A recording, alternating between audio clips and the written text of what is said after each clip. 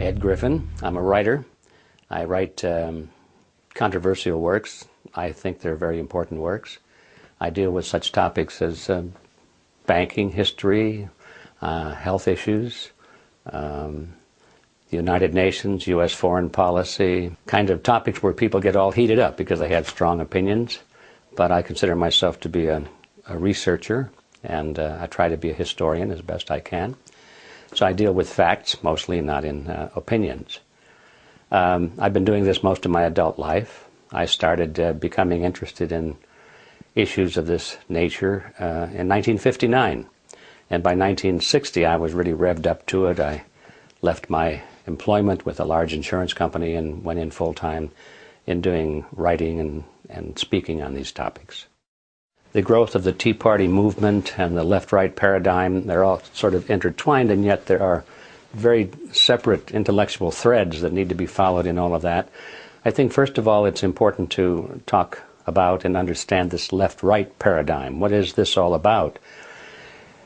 Most of us, including myself for certain, in my younger years, I was brought up thinking that you had to choose, if you were smart at least, you would have to choose politically between being on the right or the left. You had to have a political view, and I thought that in those days, I thought that the extreme right would be something like fascism or Nazism, and on the extreme left, of course, you would have communism or socialism, just a little bit short of that.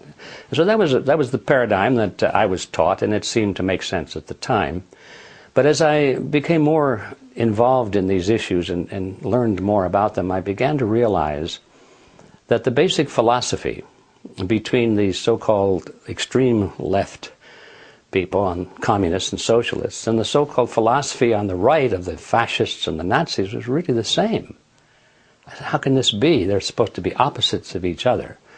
And then I began to realize that there is something more common to all of these philosophies that was left out of my training and education. And that was the ideology of collectivism. I began to realize that the thing that was common to them all is something called collectivism. Now that's a word that is not very well used. It's not very entrenched in the vocabulary of most people today, but I found out that it was a very commonly used word about a century ago. People wrote a lot about collectivism, and the opposite of that would be individualism. Those are two words that are sort of abandoned today, but in my view, I think they need to be recaptured and understood and used more. And I realized that communism and fascism, the so-called opposites, are merely variants of collectivism. They're the same thing. And they believe that the group is more important than the individual, for example. And the individual must be sacrificed, if necessary, for the greater good of the greater number. They believe that the state should be all-powerful and that the people should obey the state for the greater good of the greater number and all of that sort of thing. They believe that rights are granted by the state. They're not part of the human being. They're not God-given. They're not entrenched in his body and soul. They have to be granted by the state. All of these things, and you look at them one by one, communists and fascists and Nazis and socialists, they all believe that. So wherein lies the conflict, you see? And I began to question that. And I realized that it's partly a trick. In fact, I think it's a huge trick. It's a great scam because people even today are thinking that they have to choose between the right or the left, not realizing that no matter which way they go, they've accepted basically the same ideology underneath. Now, it's true that the leaders of these groups, like the Stalins of the world and the Adolf Hitlers of the world and the Mao Zedongs of the world and so forth, the leaders of these groups on left and right will fight each other. And they will go to war with each other. And there will be tremendous battles, as we saw in World War II, for example. But what are they fighting over? Ideology? Not at all, because they agree on ideology. What they're fighting over is dominance. Who is going to rule? That's all they're fighting over. And once you get that picture historically, it's not too difficult to see that that's the same thing going on even today, as certainly going on in American politics. We have the left versus the right, sort of embodied today in the Republican Party supposedly on the right and the Democrat Party supposedly on the left. Now, here's a choice, isn't there? Well, why is it if this is such a choice? And we go from Republicans to Democrats, and then 4 years or 8 years later, we go back to Republicans again, and we keep doing this. We've been doing this since World War I. How come the country keeps moving in the same direction all the time, deeper and deeper and deeper into collectivism, regardless of which party is in favor? Because they both believe in collectivism. They both believe in big government. But their slogans are different, their leaders are different, but the poor voter out there trying to make sense of all this is, he's tricked, he's stuck, he's trapped.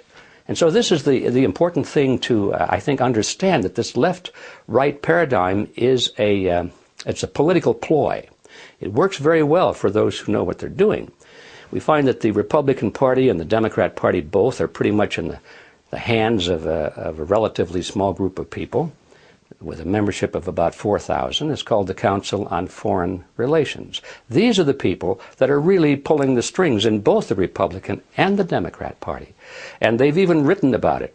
There's a fellow by the name of Carroll Quigley, who's a former history professor at Georgetown University. By the way, he was the mentor of William Clinton when Clinton was a student there. And he wrote several books about this group of people and their origins and their roots coming from Europe and England in particular. And he comes to a very interesting point in one of his books where he says, okay, this is the way the real world is. He said, how is it that we collectivists, we elitists, how can we rule the world when at the same time we want to let the average person think that they're living in a, quote, democracy. They're living in a system where their vote counts. They're living in this world in which they feel that they must participate in their own political destiny. This is a carefully nurtured myth that they want to create, so people will be content with no matter what happens to them, they'll say, well, I voted for it, or I did it. This government is my government. No matter how bad it is, it's responsible to me. And as long as people have that image, then they don't complain so much about how bad it gets, because they did it, they think. So Quigley deals with this question, how do you let people think that they're directing their own political destiny when at the same time we, the elite, we are the ones who must direct their political destiny without them knowing it? How do you do that? And he answers the question brilliantly. He said, it's very simple.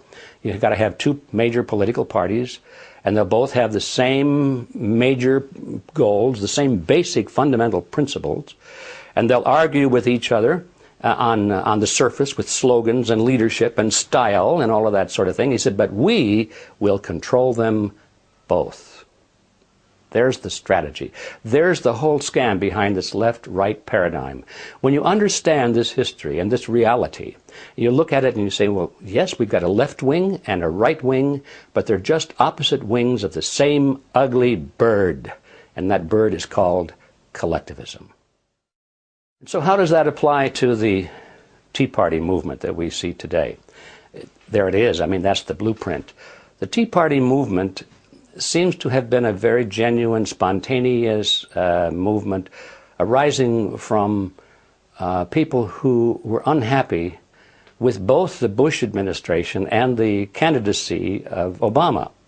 They didn't like either one of them. They were people who understood, more or less, maybe not intellectually and historically, that there was collectivism in both parties, but they understood that something wasn't right, and they didn't want more of the same. And so the Tea Party movement, you know, just think about it. What does that mean? It goes back to the historical episode where the colonists in Boston dumped the Tea Party into the Boston Bay because it was a protest against the taxes and the restriction of liberties and the Stamp Act and so forth on the part of Great Britain against the colonies. And so the Tea Party movement really was a rebellion against big government, no matter what camp it came from, whether it came from the Republicans or the Democrats. Well, it didn't take long, especially when the Tea Party movement began to gain momentum, And I was privileged to see that because I was invited to participate in some of these early events. And I remember the first event I went to, maybe they had a couple of hundred people, but they were all, dedicated to the principles that made this country great. It had nothing to do with Republicans or Democrats. It had to do with political philosophy, the concept of limited government and the people being in charge, not the government in charge. So I saw it start in a small fashion like that. And then over the next couple of years, it grew and grew and grew until finally it was a very large movement. And at this point, the political parties, the leadership of the political parties began to take very careful note of it. And they said, wait a minute, this is something we should be doing, because they're experts at orchestrating movements and letting the people think that it's their movement, you see. This was a genuine grassroots spontaneous movement. Had nothing to do in the beginning with political parties. Well, the leadership of the parties couldn't let that be, so they both looked at it very carefully, and the Democrats decided that because of the nature and the slogans and so forth, it didn't fit well. So they began to attack it. They began to try and make it look like it was a bunch of idiots and wackos and tin hat people and all this sort of thing. And the Republicans thought, this is something we can use. And so they started to go into it as best they could and take it over. That was their goal, to copt it for their program. And well, so here we are today looking at this process underway. They're still trying very hard to convert the Tea Party movement into a Republican front. And I'm sorry to say that they have achieved some success in that direction, primarily because of some very well-known people who are closely aligned with the Republican Party. We're talking about the candidate, of course, Sarah Palin, who is a Republican from top to bottom, and she represents this right-wing image. She fills the bill perfectly. She's the Miss Republican right-wing collectivist. And she can speak with great fervor and great emotion and great meaning against the extremes of the Democrats, those bad left-wingers. And she does a good job of it, and everything she says is true. But she doesn't speak out against those bad right-wingers, you see, because she's part of that group. Her mission is not to bring about a restoration of the principles of America, but to get the Republicans back into power. That's her mission. And of course, we have people like Glenn Beck, who have the power of the Fox broadcasting system behind him. That's tremendous power. And he's always speaking against those bad left-wing Democrats with great conviction and great fervor and great truth. Nothing wrong with what he says. What's wrong is what he doesn't say. He'll never attack somebody from the Republican Party. We've got people like Rush Limbaugh, plays the same role. He's very good at exposing the Democrats. He's very good at pointing out the absurdity of the left-wing philosophy, but he'll never say anything bad about a right-winger or a Republican. So there you have it. Of course, on the Democrat side, you've got the same team. These are the cheerleaders and the players. They work together. And the average voter gets caught in the middle of this. He hasn't any idea what's going on. He just thinks that the debate is such that he has to choose. Who are you going to vote for? Are you going to vote Republican or are you going to vote Democrat? And so as long as they're in that role, they're like a tennis ball in a tennis match. They get hit back and forth across the net. First they're on the right, bing, then they're back on the left, bing, back they're on the right. They're Republican, they're Democrat. And the game goes on and on and on. And although it's possible for the players of that game to win, the tennis ball never wins that game. So I think it's time for people to stop being tennis balls in this game and just get out of the game completely. There are certain issues that people on the left and the right in American politics will never discuss. And the reason they won't discuss them is because they agree mutually. The Democrats and the Republicans agree on something, so they don't want to talk about it in public debate because it reveals the fact that they're basically the same. They only talk about things on which they disagree. Turns out that the things on which they agree are the most important things. The things in which they disagree are relatively minor. So the things in which they agree are, for example, our foreign policy. They both agree that the desired goal eventually is to move the United States into world government. Not just any world government, but a world government based on the model of collectivism. In other words, big, powerful, centralized world government. If it were a world government based on the principles of freedom and freedom of choice, freedom of culture, low intervention, if no intervention in the lives of normal human beings, it might be a wonderful thing, but that's not the kind of world government the left and the right have in mind. They're talking about total world government with all major decisions being made at the top and people at the bottom being essentially living in a feudalist society, just serfs and peasants, basically, in a high-tech feudalism. And the left and the right both agree with that goal, and so they never discuss it in public debate. Another thing in which they agree is the dominance of the banking system in our economy and, to a large extent, in our politics. They both agree that the banks are supreme, that the banks must be protected, that the banks must be funded, they must be bailed out, they must not be allowed to fail. When the banks make bad loans to third world countries, or if they make bad loans to large corporations, both the Republicans and the Democrats agree that we must come in with taxpayers' money, either tax money or inflation money, and we must bail out the banks. And we do that, they both agree, by giving the money to these corporations and giving the money to the third world countries so that they can continue to make interest payments to the banks. So those are two major issues, I would say perhaps the largest issues we could possibly face. And so we find that Republicans and Democrats are in agreement on that. You might add another third topic if you wish, and that is our role in the Middle East. Both parties talk alternately about, we've got to end this war in the Middle East, pull our troops home, and all that sort of thing. But that's just rhetoric. You notice we go from one party to the other. The war continues, the war grows, the funding continues. So there we have three major issues, perhaps the three largest issues of all. And there's no debate between Republicans and Democrats as to what to do.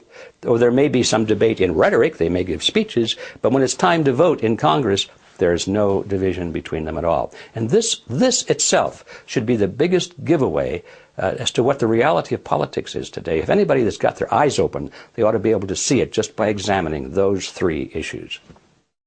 I do believe that when Ron Paul ran for president and, to everyone's amazement, achieved such great support in spite of the roadblocks that were put in front of him, and in spite of the total disinterest on the part of the major media, so that he was practically unknown to large segments of the people. Parenthetically, I would say that if the media had given Ron Paul anywhere near the same exposure they gave to the Republican and Democrat, the old-style Republican and Democrat Party candidates, I think he probably would have been elected. But anyway, that was sort of a phenomenal event, that somebody who did not have the endorsement of the establishment and who spoke so clearly on issues, the very issues that we were talking about, the issues of the war, the issues of the economy and bailing out the banks and the Federal Reserve System, and the issue of national sovereignty. These are issues that mainstream Republicans and Democrats don't want to touch because they agree on that.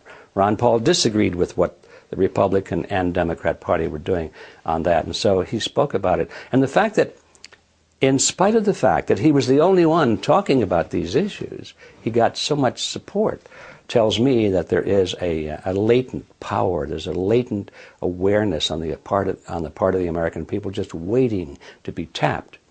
I think those who are controlling the two-party system are very much afraid of that. They don't want that to be tapped.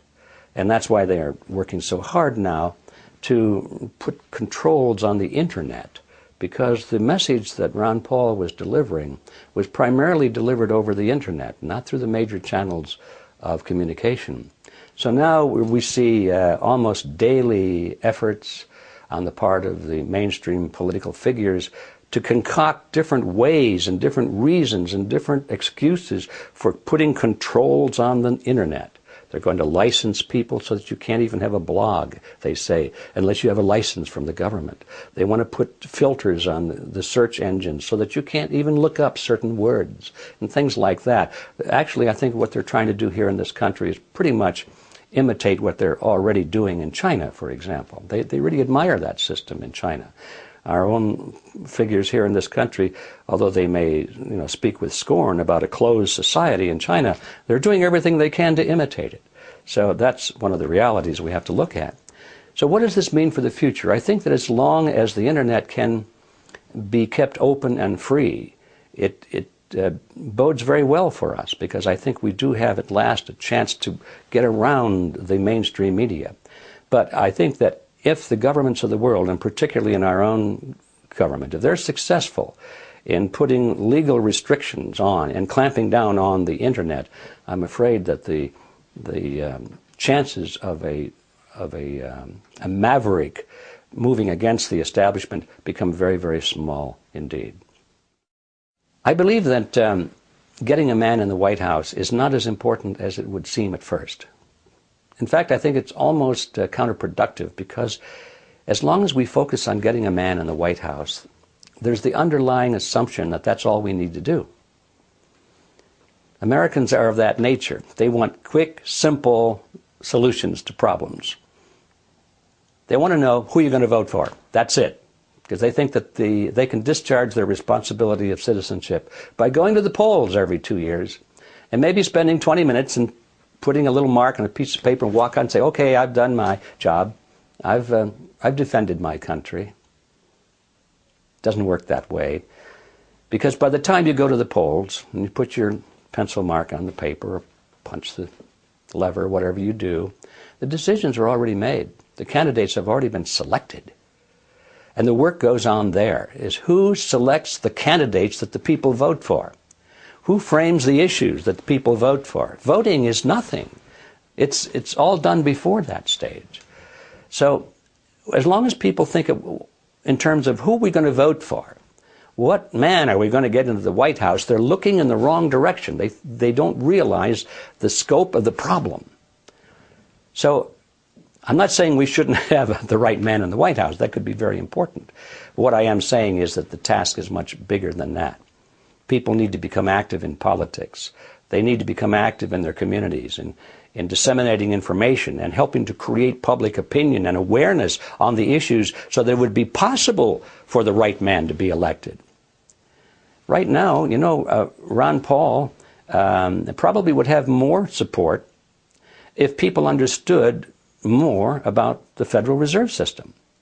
When he started to speak about it early in his campaign, most people were saying, huh, what's all that about?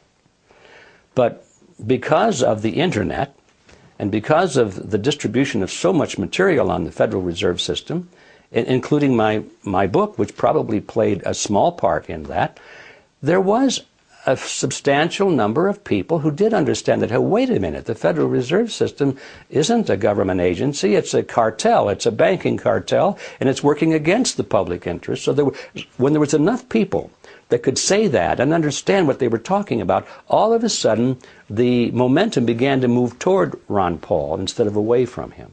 Yes, people still said, I don't know what he's talking about, but more and more people were saying, I do know what he's talking about, and he's right on target. And you reach a critical mass with that. When enough people start saying, yes, he's right, then the others who don't know anything are listening, say, what are they talking about? And now they take an interest.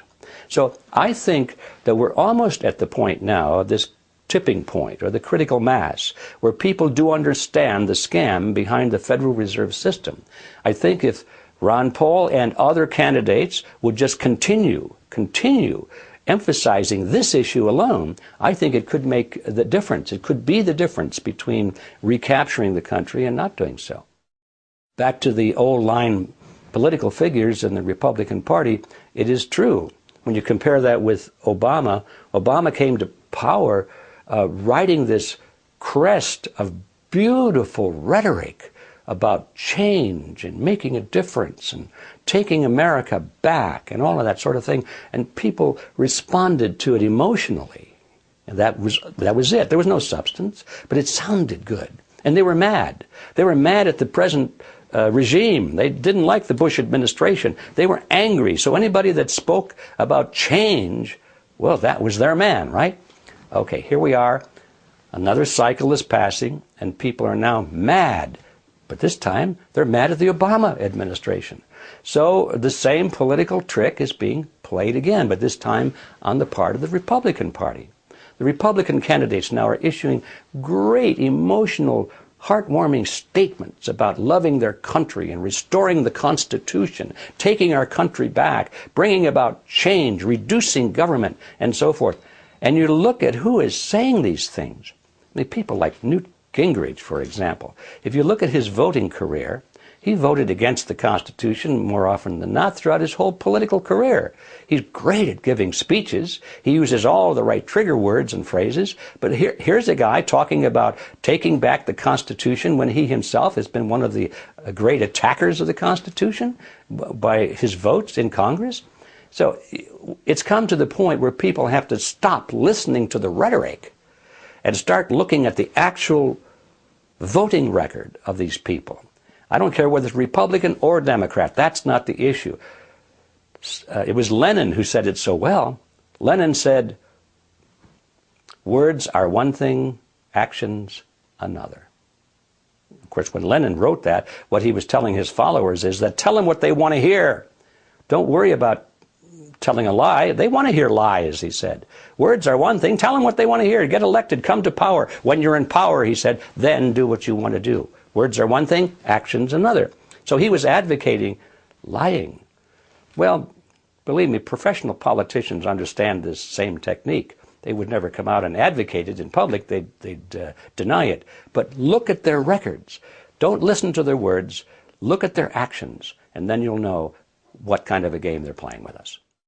Well, both Republicans and Democrats, both left-wingers and right-wingers, use this tactic of trying to discredit their opposition, and they're very good at it. And they know that if you come to the point where there is a serious debate underway about a serious issue, the best thing is back away from the debate, stay away from the issues, because they will lose. So they start attacking their opponent's character or their intelligence, or they try and look for something in their past to make them seem like they're evil people. And it's called demonizing. You demonize the opposition. This is an old tactic. It's been going on for a long, long time.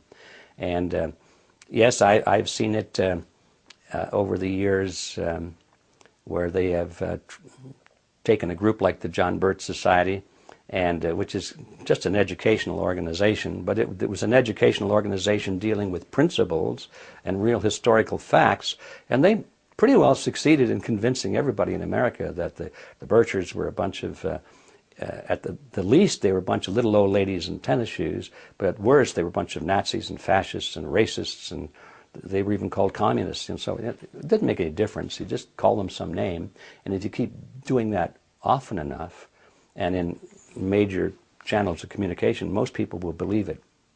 So that's a tactic that's well used, and I think we have to be alert to it. Also, we have to be alert to the fact that the people that we're talking about, these elitists, it's hard to find a better word, but the ones who want to really control this international collectivist government, they are not dumb. They have a lot of money, and they have think tanks that work out strategies. And one of the strategies they have always used is to lead their own opposition. And they try to lead their own opposition because, first of all, they know there's going to be opposition, so why wait around?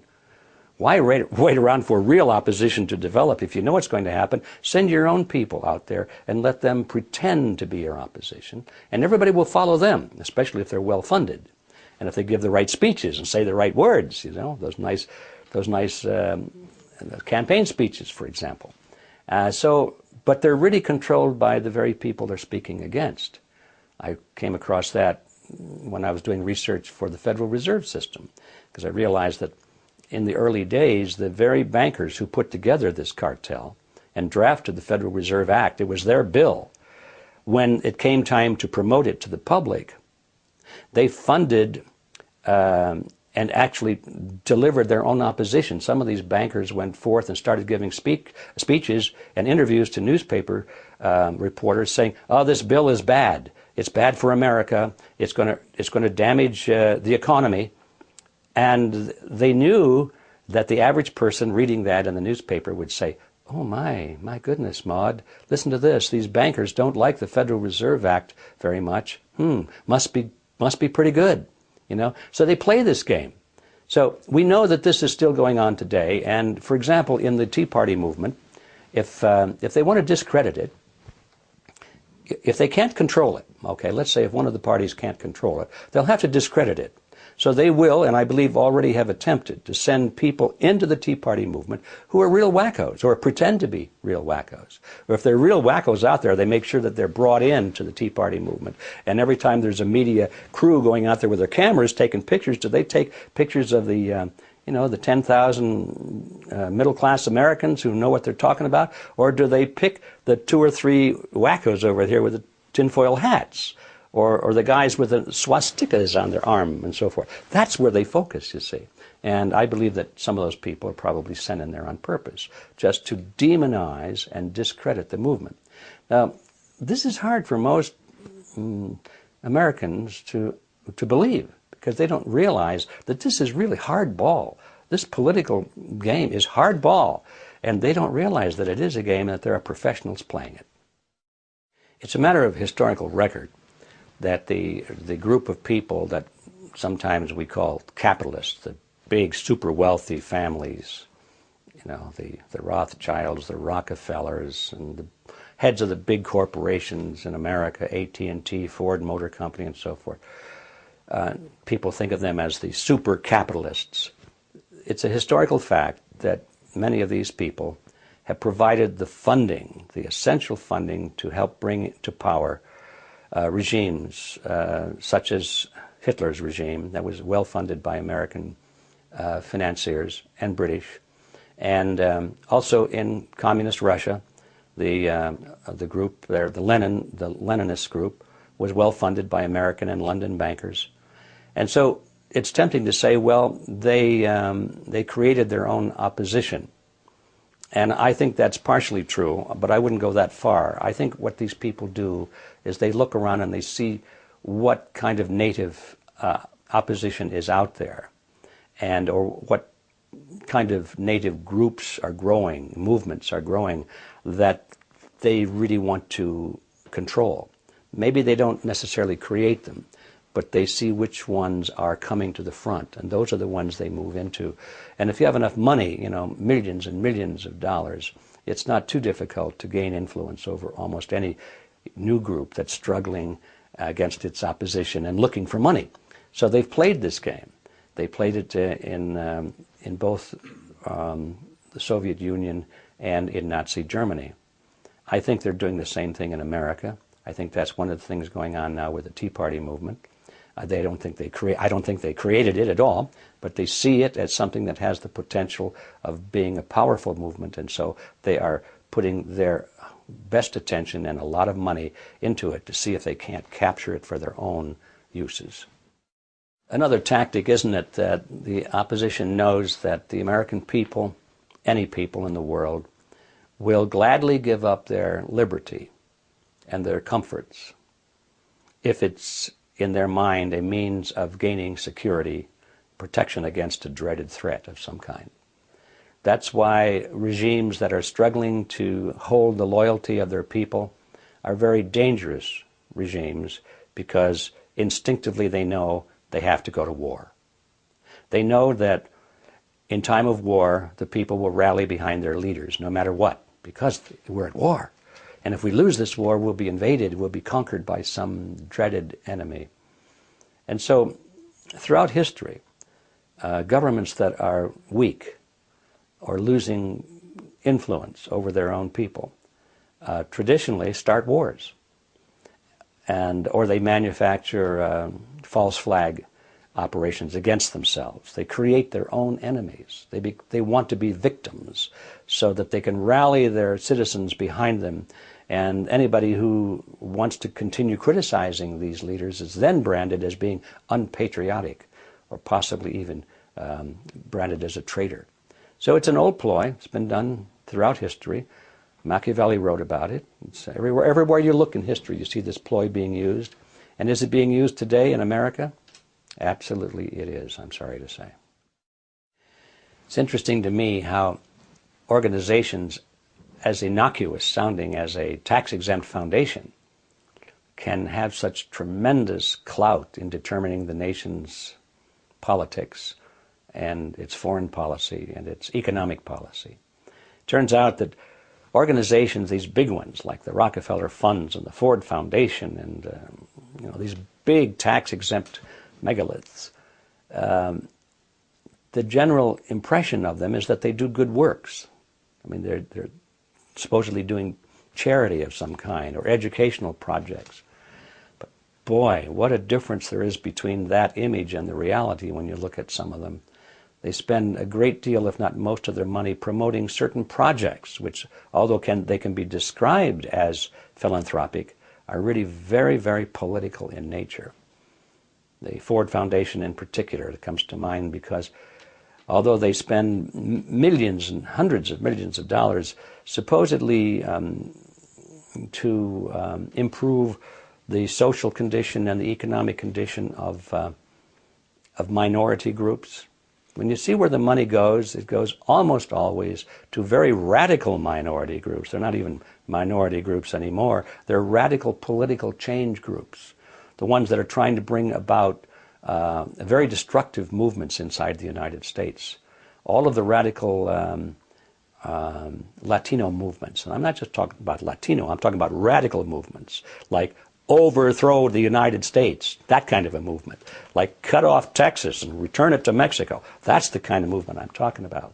And they're all funded by the Ford Foundation, all tax-exempt money. And this has been going on for decades. And you come eventually to the conclusion that the directors of the Ford Foundation know exactly what they're doing. They're not making a mistake and continuing to make the same mistake for decades. They know exactly what they're doing. And what they're trying to do is to divide America. They're trying to weaken America. They're trying to bring America down so she is no longer a powerful force in the world, so that she's reeling and she's kneeling and she can be comfortably merged with all the other nations of the world, and she'll be willing to give up her culture, her freedoms, her judicial system, economic system, in gratitude in order to be saved from some kind of internal chaos and revolution and being starved and so forth, starvation. And in other words, these people are deliberately trying to weaken America. So all of this is being done, not all of it, most of it is being done under the aegis of tax-exempt foundations. What a beautiful cover. But this has been going on for a long time. There certainly has been a change in the function of the American government. In the beginning, it was set up with a definite system of checks and balances, and the executive and judicial and legislative branch were supposed to be fairly equal, so they could check each other. There's been a change, gradual change over the years, starting primarily with World War I. When there was this great crisis, we had to defend ourselves against foreign enemies. And ever since then, one crisis after another has added to the impetus for us to change our form of government, supposedly to make us more secure. So we've given up that checks and balances concept. Gradually, it's been reinforced by Supreme Court decisions, it's been reinforced by new legislation, and it's been reinforced by the media, and primarily reinforced by the apathy of the American people, if not their total ignorance of the way it should be, because they don't teach this in school anymore. So what's happened? No matter how it's happened or who's responsible, it has happened, so that now we do not have checks and balances between three forms or three branches of government. A realistic appraisal is that we have a dictatorship. It's a democratic dictatorship. And most of the power resides in the hands of the President of the United States. Originally, the President was supposed to be like the President of any corporation. He took orders from the Board of Directors. And he didn't determine policy, major policy at least, maybe minor policy, but the major decisions were made by the Board of Directors. And his job was merely to implement those policies. That's the way it used to be in America. The president was a relatively unimportant person. He was selected by the states, and he was to implement policies of the Congress. Today, that's not the case. Today, the president is basically the same as a king. We don't call him a king. We don't say Your Highness. We say Mr. President. But he has almost unlimited powers, the same as any great ruler of history. And Congress, although we still think of it as being an important body, pretty much steps back and lets the president do whatever he wants to do. Congress theoretically has the power of the purse because they can vote the money to fund the projects of the president. But even that has been circumvented because now the president has worked, and not just the current president, but this whole process has worked out ways and means by which, in partnership with the Federal Reserve System, they can create funding without Congress. So now the president has special funds for this and special funds for that and secret funds for this. The president can, with a stroke of a pen, just create all kinds of money without Congress even having any say-so in it at all. So we come to the sad conclusion that the United States is no longer the country it was. And the question is, what are we going to do about it?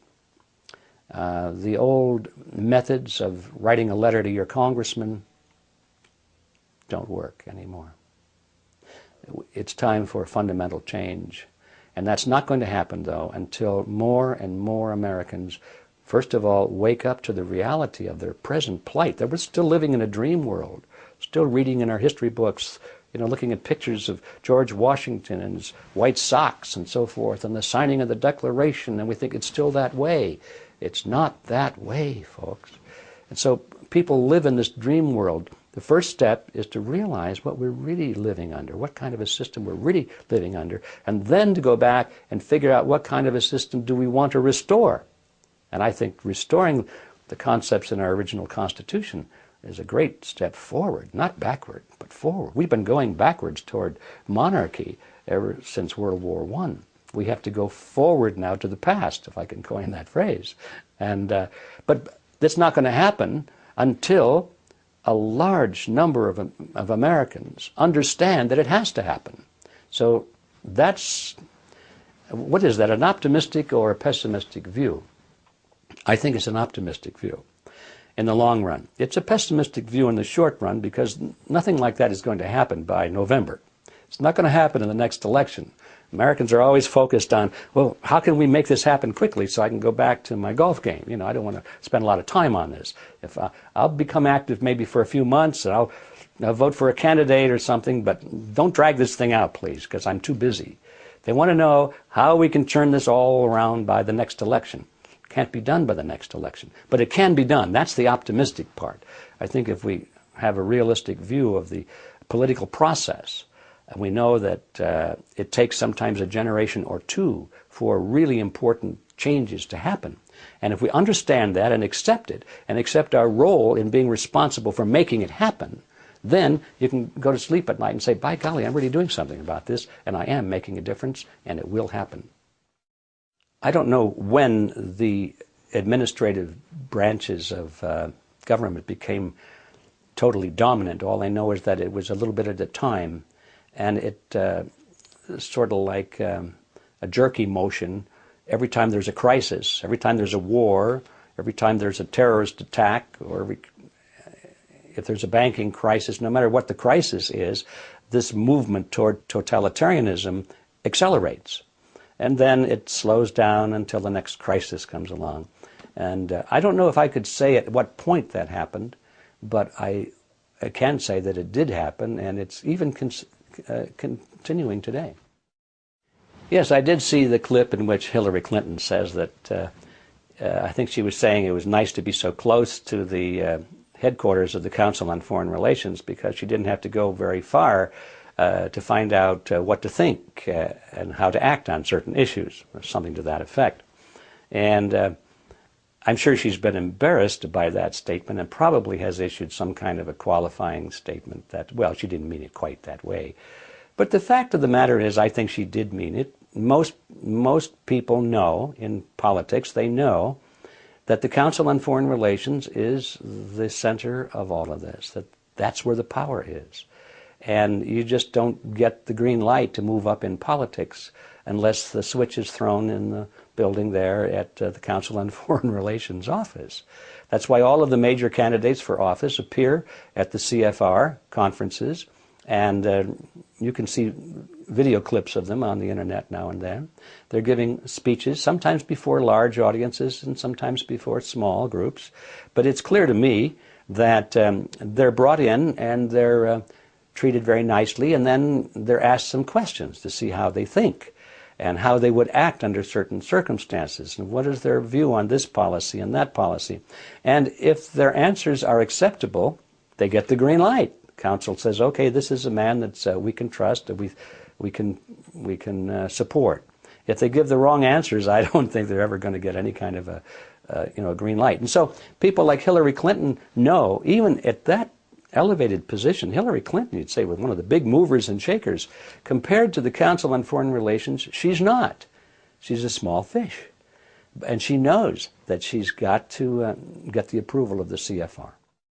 I think that the people who are monitoring this they have to be concerned over the growing awareness on the part of the American people.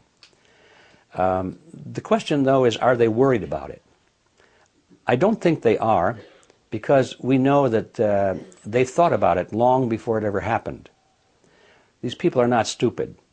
They knew that there would be opposition to their plans as they reached the end of the game. They know that as people begin to lose their economic freedom, and they know that as one crisis after another descends upon them, there's going to be opposition. And so they planned on this a long time ago. And I think what we're really looking at is, I think Alex Jones called it the end game. We're approaching the end game, and they have a plan for that. And that is to institute martial law.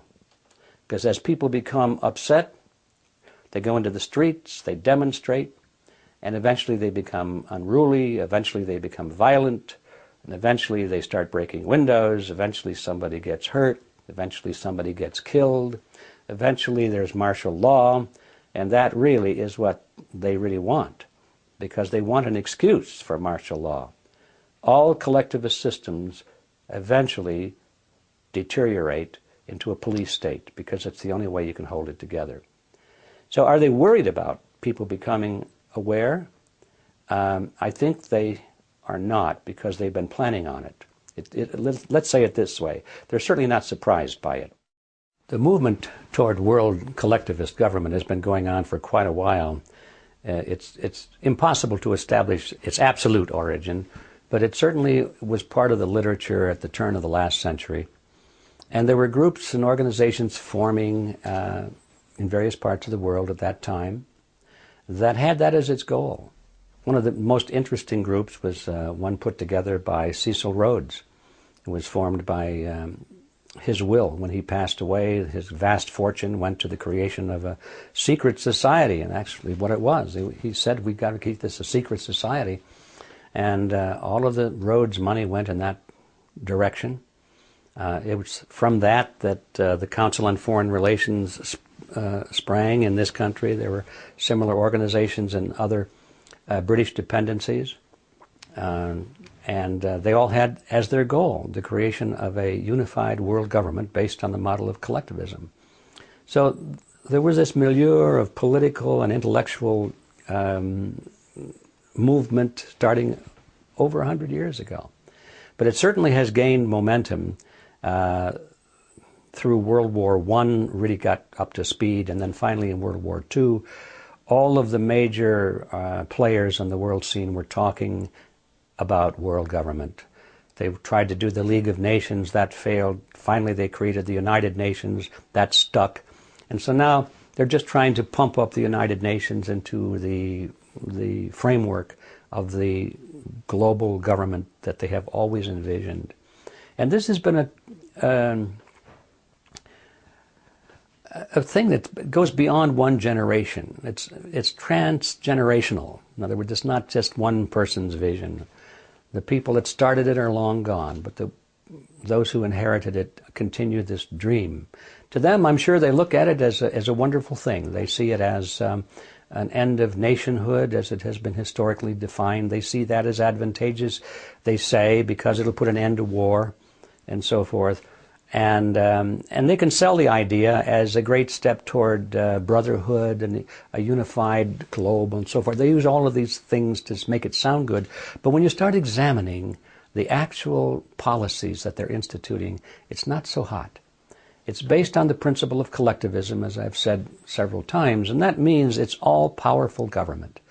It's a tyrannical government. It's the same kind of a system that Adolf Hitler had in mind, and we fought a war to destroy him and his system. The same kind of a system that Joseph Stalin had in mind, and we fought a Cold War and did a lot of other things to make sure that that didn't happen.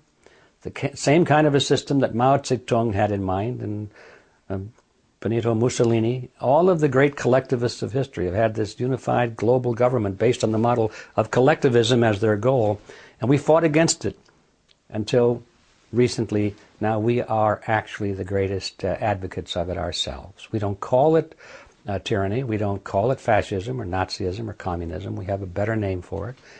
The name they have chosen is the New World Order. That's their favorite phrase for it. But when you examine its nature and its essence, it is a collectivist system, powerful government, little people at the bottom taking orders. So this is the concept. It's been under evolution for over 100 years. It looks like it's coming within sight now. We've seen the nations of Europe amalgamate into the European Union. The sovereignty of all of the European nations has been pretty well lost now to the European Union, and they've always said that was a stepping stone toward the creation of a true world government, is to unite the smaller governments of the world first into regional groupings, such as the European Union. They have one in mind for Asia and Africa, and now they're talking about doing the same on the North American continent, called the North American Union, and it'll be a merger of the United States, Mexico, and Canada.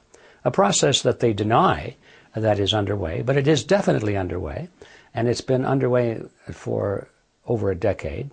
And if you examine some of the laws and administrative rulings that are coming out of the federal government at all levels, they often use the word harmonization, meaning they're going to harmonize or attempting to harmonizing our laws with the laws of Canada and Mexico. So this process is well underway. We have seen the euro, a replacement of national currencies in Europe, a single regional currency. Now they're talking about the same thing here in the United States. To get rid of the U.S. dollar, get rid of the Mexican peso and the Canadian dollar, and create a new currency for the three. They'll probably call it the Amero. That's the name they seem to be favoring at the moment. Step by step, this structure of world government based on the model of collectivism is being erected. Every day you can look in your newspaper and see evidence of another brick that's been put in place. Another timber has been put in place. That's going on and on. So is this a good process or a bad process? Is it an inevitable process?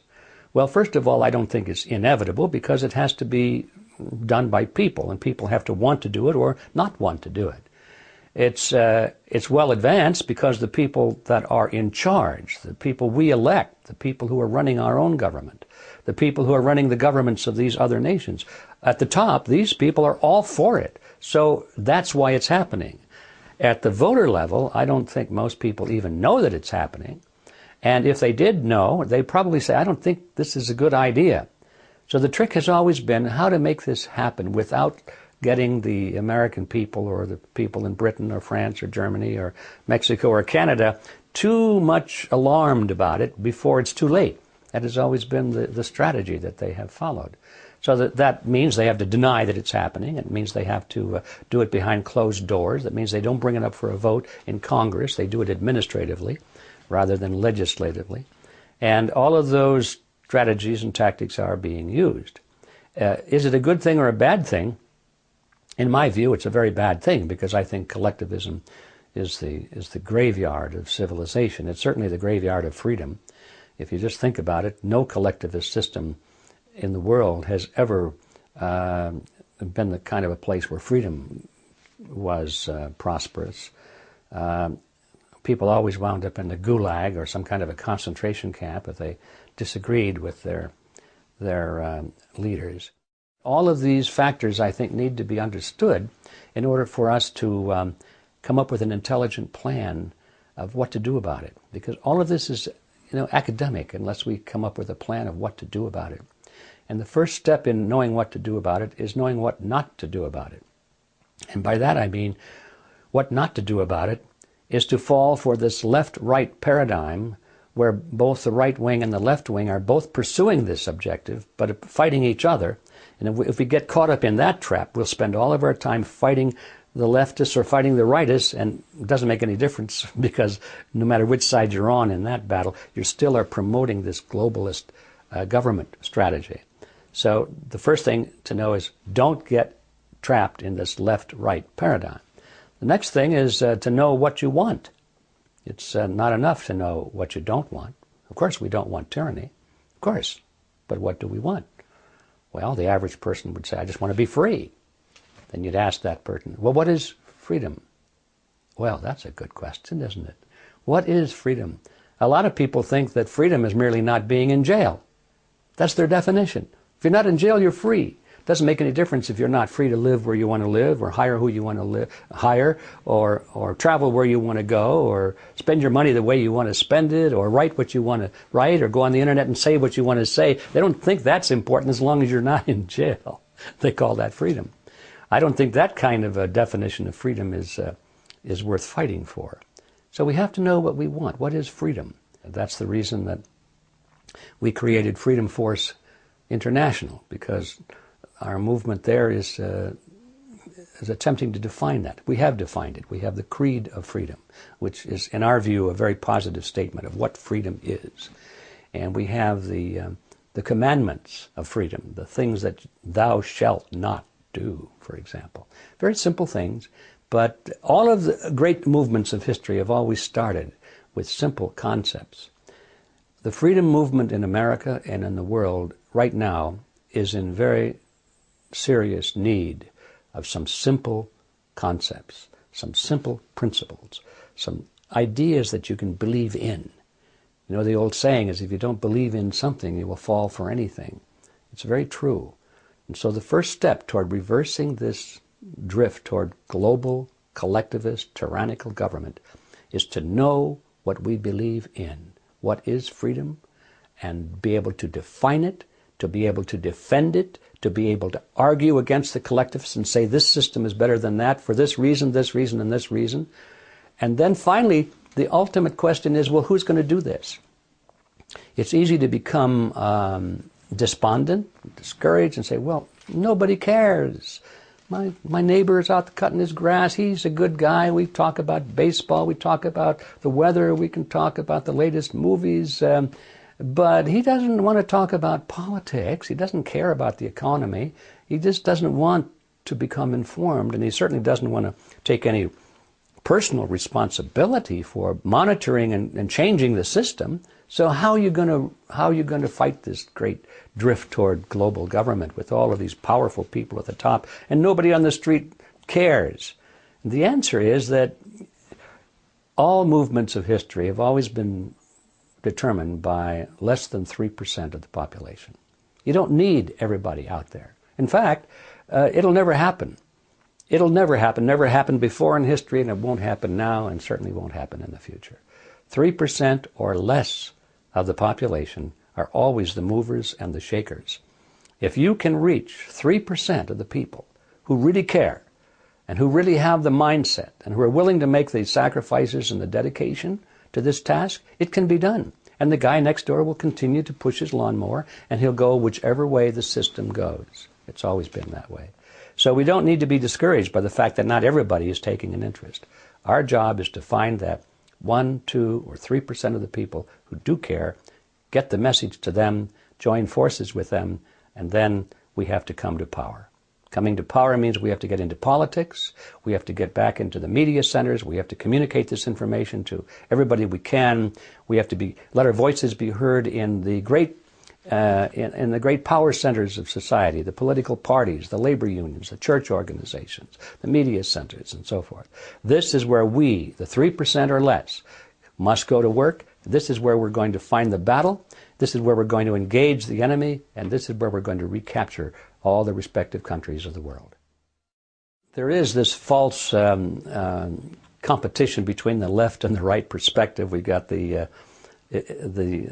masked raider with the black mask there in the wrestling ring, and then the guy comes in with the blue cape, and they go into this great phony wrestling match, and it's a great show.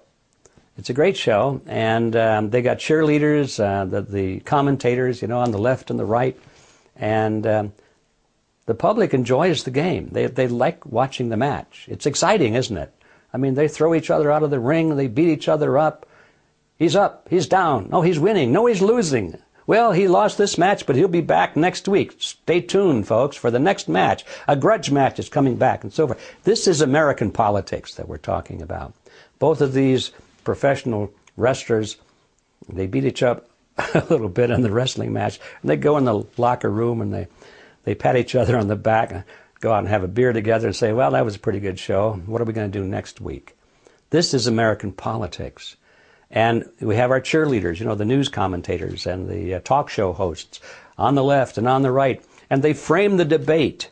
They won't let the American people debate the real issues. They won't let them even think about the real issues, which are we going to keep American sovereignty or not? Are we going to let the Federal Reserve System, which is a banking cartel, continue to run our government or not? They won't let us talk about those things. So that's the problem. As long as we depend on the phony wrestlers and depend upon their well-paid cheerleaders in the media to keep us focused on secondary issues, we're never going to get out of this mess. So the first thing is to recognize the problem, see who the opposition is, and then walk away from them. Well, I think the kind of a show that Glenn Beck puts on is first of all, it's very entertaining, and he does a good job of it. I have a little trouble with his television persona. I don't really go for it very much, but a lot of people do because he seems to be so sincere and so emotional and so patriotic, and he loves his country and so forth. And that sells pretty well. Am I questioning his sincerity? Yes, I am, because I know it's a show. And I know that if he were really as concerned and patriotic as he presents himself to be, he would be exposing criminal activity on the right as well as on the left. Then I would know he was sincere. But because he is so well-defined right down the middle, he attacks only those on the left and lets everybody on the right get off scot-free. I know that this is a phony wrestling match. We have to realize that the Fox News network is part of the Rupert Murdoch empire. And like so many of the other great media centers, like ABC, CBS, NBC, they're all in the hands of members of the Council on Foreign Relations. Murdoch himself is a member of the Council on Foreign Relations. So what does that tell you? It tells you that there is an agenda. These people have an agenda, and they boast of it. It's not hard to find out what it is. The agenda is world government. The agenda is world government based on the model of collectivism. So we know that Murdoch would not allow a consistent program or movement within his network channel to exist unless it furthered, at least in his mind in some way, it furthered that agenda. So we know that this is a rigged game to start. So how does that fit? So we've got the Fox network over here, which represents the right wing of this right-left paradigm. And we've got other groups over on the other side, which I won't mention them because there are so many of them, but they represent the left wing of this paradigm. It depends on who you're listening to and which channel you're looking at. You get this cheerleader effect. These are the good guys on the right, and everybody on the left is bad, or the other way around, everybody on the left is good, and everybody on the right is bad. And this is no accident. The Fox network fits the role of being the cheerleader for anything on the right, which means, currently at least, the Republican Party. And they do a great job of that. And when Glenn Beck draws the chart showing the lineage and the connection to the Communist Party and all of that, I have no doubt that that's true. But why doesn't he do the same thing for the Bush family, for example, showing its connection to the Nazis in Germany and the banking connection where they funded the rise of Adolf Hitler? Why doesn't he do that? He'll never do that. And he would ridicule anybody who would bring it up. He would call them a conspiracy theorist or something like that. That's the role he plays, and he plays it very well. So in order to drive this ping pong ball or this tennis ball back and forth over the net, going from Republicans to Democrats, Democrats to Republicans, you've got to have people who are expert at criticizing the other side. I mean, that's part of the game. You can't have an open and objective analysis on the news. Otherwise, people would say, I guess both parties are lousy. You can't have that because that's not how the game is played. So you've got to have people assigned to expose and oppose the left, and other people over on the left that oppose and expose people on the right. And so it's necessary always to have people who can voice serious opposition and criticism of the other side. And it depends on who's in office. I mean, because they're all bad. It's always easy to find something to criticize. They all lie. They all make promises they don't intend to keep and in fact do not keep. They're all involved in all kinds of scams and swindles, and there's dishonesty involved. I mean, that's politics. They all are like that.